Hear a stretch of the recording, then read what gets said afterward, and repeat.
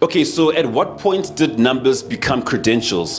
When did views turn into authority? Because right now in South African hip hop, the people that are speaking the loudest about the culture are not the ones who have built or currently building it. And that's where the problem is. For what's the word? It's your boy, the override, the man who controls the hype. And let's get him.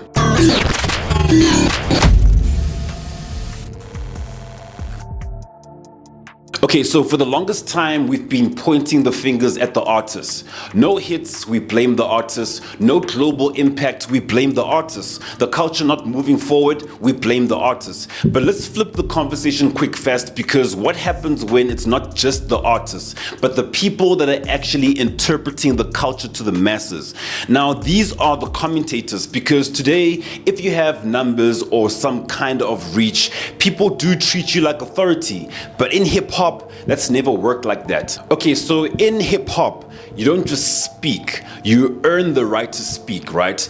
And in order for you to earn the right to speak, you need to actually pay your dues. And in order for you to pay your dues, it means that you have actually participated in the culture. It means that in order for you to speak on someone else's raps or their music, you actually know how to rap. You know what I'm saying? If you're gonna speak on someone's production skills, it means that you have been in a studio and either made a beat or curated a song that came out now. You know what I'm saying? If you're gonna speak about like ciphers and movements and all that, my nigga, like you need to have your own movement going on or a part of a movement going on. So with everything being said, let me just ask a couple of questions.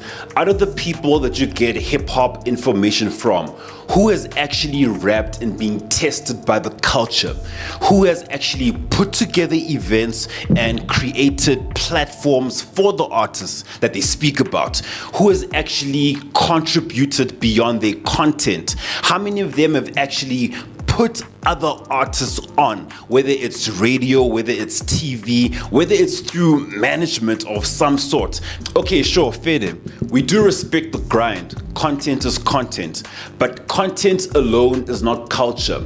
And that's when things get a little bit dangerous, because now you've got people speaking with confidence but with no foundation. And that's when you start hearing things like Blxckie being labeled as the godfather of the underground. That is not culture, dog. That is confusion to the highest degree. And I've already said this before on this very platform that, dog, you need to actually do your research, because right now we have mainstream voices trying to define something that they themselves have never lived. Okay, so this is what you call a culture vulture test, right? I need you to take hip hop music away, right? And see if these guys are able to speak about hip hop as a culture, like the history, the elements, and hip hop culture as a movement. Or does the conversation fall apart? Because if it does, then you are not listening to a voice of a culture. You are listening to a voice of a...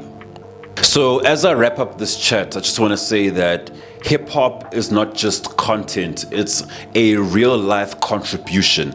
And on Hip Hop on the Grind, we don't just talk about the culture, we are it. Like, dude, ask me what I've done for the past 12 years and I'll tell you.